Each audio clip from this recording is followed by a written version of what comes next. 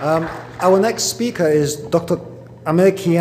Shojaei. Did I get it right? Reasonably well, thank you. He's a mechanical engineering consultant for Dupont Performance Materials. He has received his PhD in computational mechanics from Louisiana State University. His areas of expertise are in damage mechanics, fatigue, and composite multiscale analysis. He has 3 US patents, more than 20 journal papers, and 8 years of experience in aerospace, automotive, and oil and gas industries. And we'll be switching the topic completely from welds onto polymers. We'll be discussing fatigue life prediction techniques for unfilled polymers. Please join me in welcoming Dr. Shojaei on the stage. Thank you so much for the introduction. Thank you. Thank you everybody for taking the time to be here. So my name is Shojaei, and thank you. And my colleague Peter Wolger. So Peter is located in Europe, so he didn't have a chance to be here. And we both work for Dupont Performance Materials. So I'm going to talk about fatigue in composite, which is totally different from metals, and a specific application, which is plastic gears.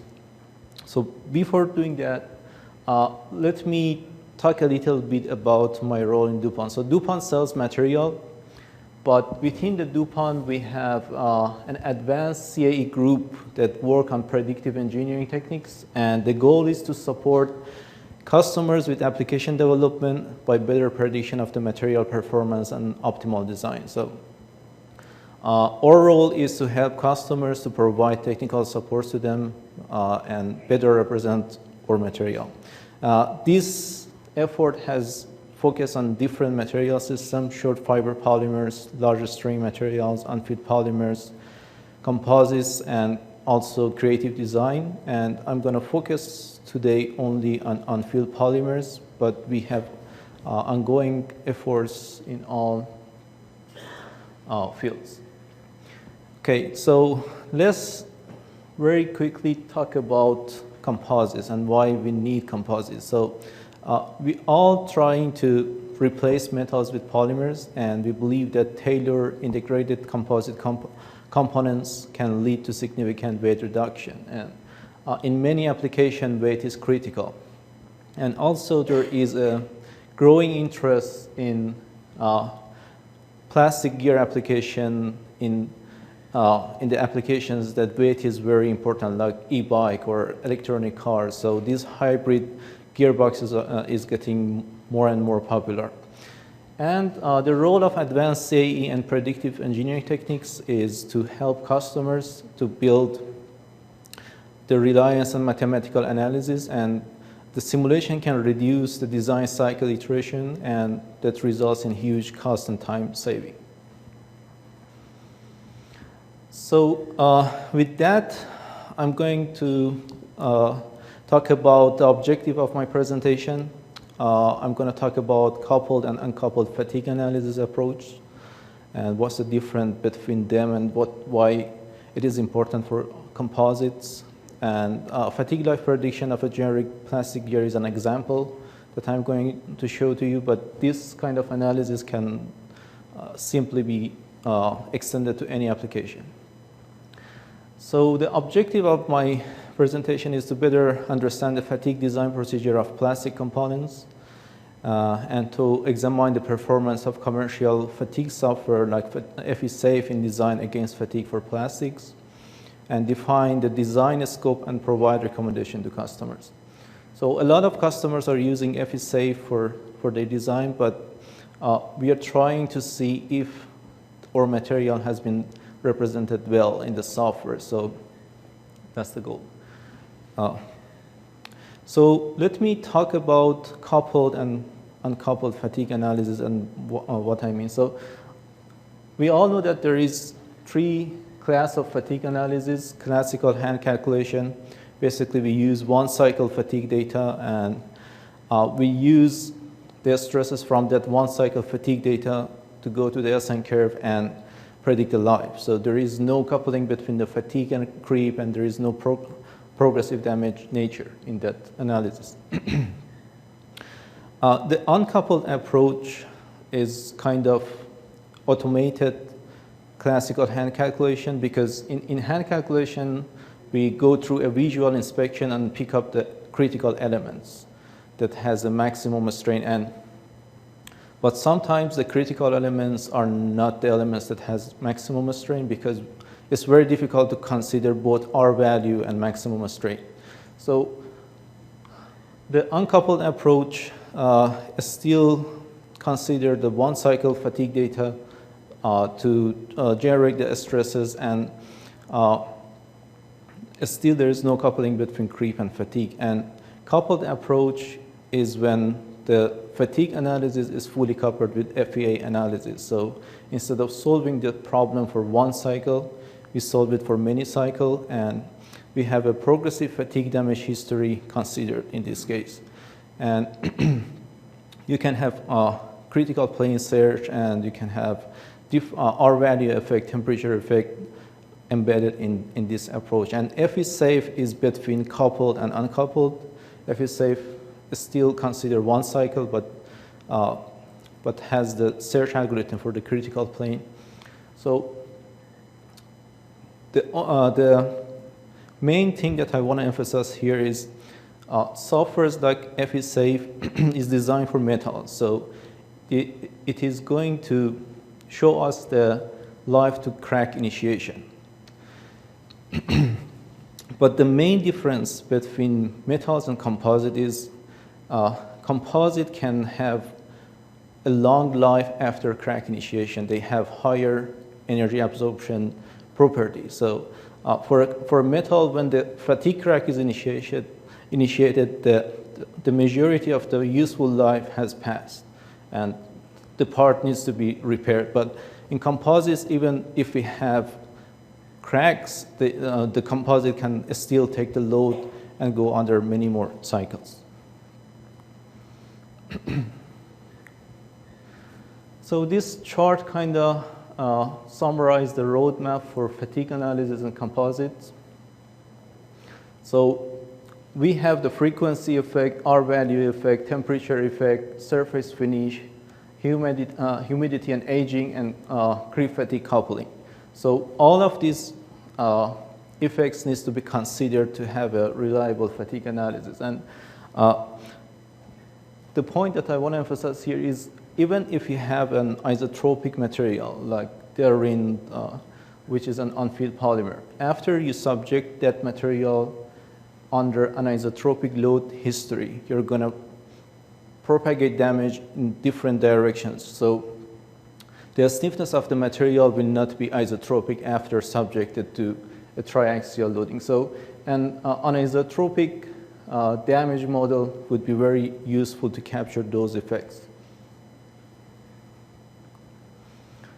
So this is kind of summarizing the DPM fatigue prediction engineering tool. So we are providing accurate fatigue data and calibrated models and verified user-defined subroutines that can work with Abacus or ANSYS, or verified FE-safe models. So with this approach, we are trying to provide more reliable prediction tools to the customers. And then customers can use this tool in their design excellence cycle and have a better prediction.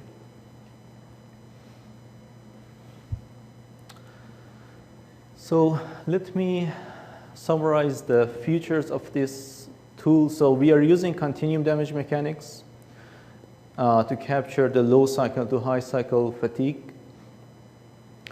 So low cycle to high cycle fatigue has different damage mechanism in polymers. So basically low cycle is more kind of excessive plastic deformation, void nucleation. High cycle fatigue damage is mainly microcracking. So we have different damage mechanism, and we are able to correlate those microstructural information to the macro scale failure. And with the coupled approach, when we use finite element analysis together with the fatigue calculation, we can consider the coupling between cyclic plasticity, creep, and fatigue damage. So we all know that plastic deformation and fatigue damage is a history-dependent are both history-dependent phenomena and even creep. So by coupling these three analyses, we can consider the history of the loading for a structure. So this kind of analysis is very computationally expensive if you want to solve the problem for every cycle. So we have developed a cyclic jump method that can reduce the computational cost, and I'm going to show you the result. And so the developed computational tool can be coupled with Abacus through user-defined codes. So this is the performance of our tool. Basically, the first step is to calibrate our linear elastic and plastic material model. So we have a cyclic plasticity model that needs to be calibrated. And the graph on the bottom is the CDM model performance in capturing SN data. So there are three information in the graphs on the bottom left and bottom right. The triangles are the experimental data. The solid blue line is the fitted model. So the blue line is the input data to the model. And after we input the model into the tool, the hollow squares are the output of the analysis. So and one important difference between our approach and other approaches, we are using directly the SN curve to predict the life. So all the failure information are embedded in the SN curve. So instead of developing a damage model to capture the SN curve, we are using SN curve to develop our damage model. So in this chart, I'm showing you the cyclic jump effect on accuracy and computational cost. So you can see that on the top left graph, if I choose the cyclic jump n equal 1, I get the most accurate result, which is NF is equal 192 cycles. But if on the top right graph, if you see the n equal 1 computational cost, it is going to 17. So this is a normalized value. But if I increase the cyclic jump from 1 to 5 and 10, the life is going from 192 to 205, 220, 223. And, but the computational cost, you can see, drastically dropped. So still, there is some information are missing between the cyclic jumps, but by having a cyclic jump size study, you can minimize those loss of information. And the bottom shows the bottom picture shows the mesh density effect on crack shape and orientation. So basically, I'm having the mesh size from A to C, and you can see the shape of the crack and the size of the crack is not very affected with the mesh density. Another thing that I want to emphasize for the plastic material is, so most of the people use linear elastic plastic material models for plastic. But if you look at a real plastic cyclic loading, it is very nonlinear. So what happens is, this is the test data for Derin 100.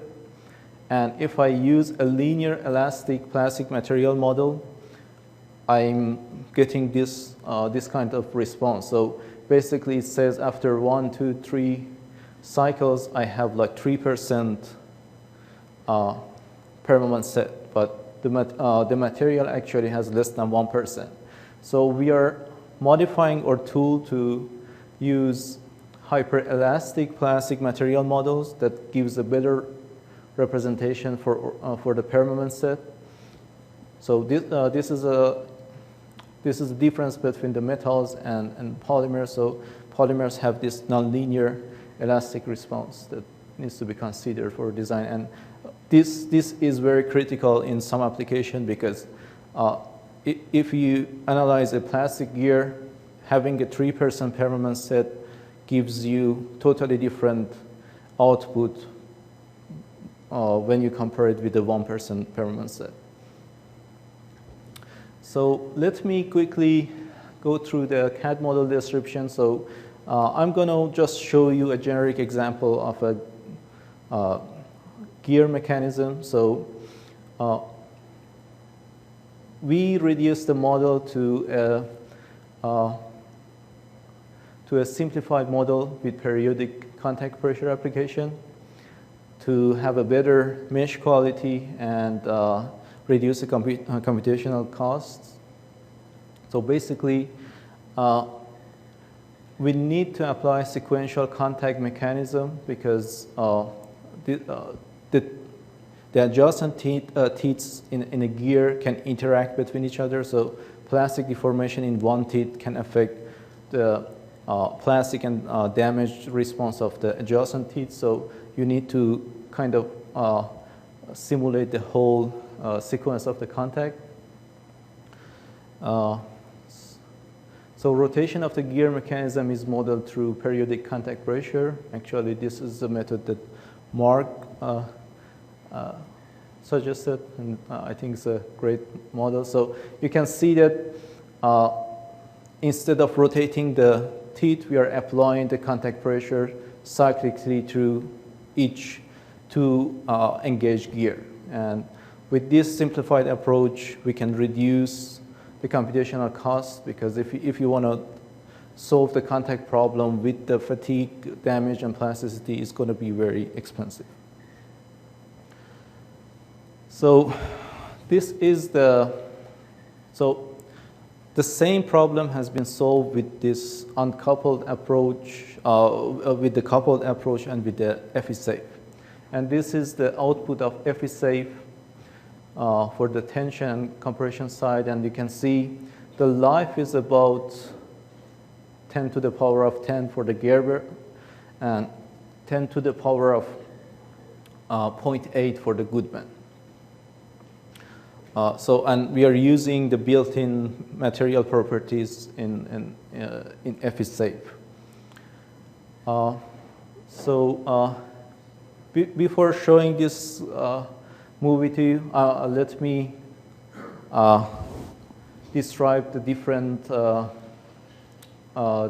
pictures. So at the top left, you can see the damage, the fatigue damage progression. On the top right is the plastic deformation. And at the bottom left is the self-heating effect. So once you have damage, dissipation, and plastic deformation, you will generate some temperature due to the self-heating, and it's very critical in plastics. And at the bottom right is the cyclic jump. So you can see we are jumping 300 cycles, and we are going from cycle 1 to 3,500 cycles. So you can see the differences. The FE-safe shows you that the part has a crack initiation and it doesn't fail, and it fails about 10 cycles, but we are loading the gear mechanism up to 3,500 cycles.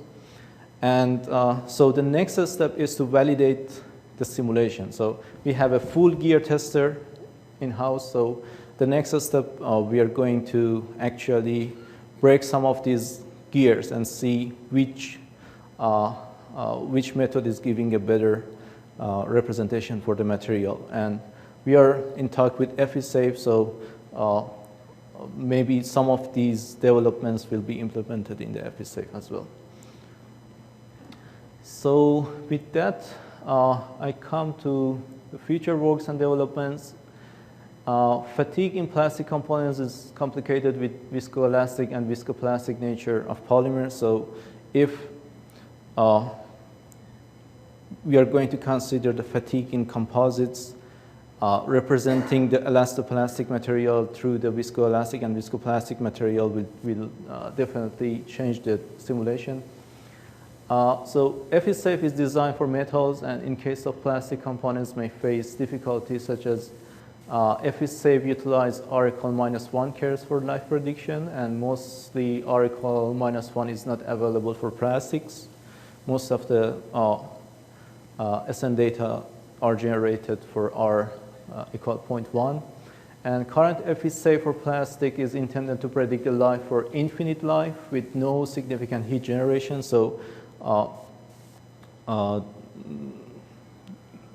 for FE-safe plastic, you can't have excessive plastic deformation. It's designed for infinite life predictions. And in some cases, we need to use hyperelastic plastic constitutive relations for plastics in order to get better predictions. So that's something that we need to add in our simulation. And as I mentioned, full gear tester device will be utilized to capture life of plastic gears. And the next step for our model is to use hyperelastic plastic damage model to be included in the package. And with that, I guess I'm right on time. Thank you. Thank you.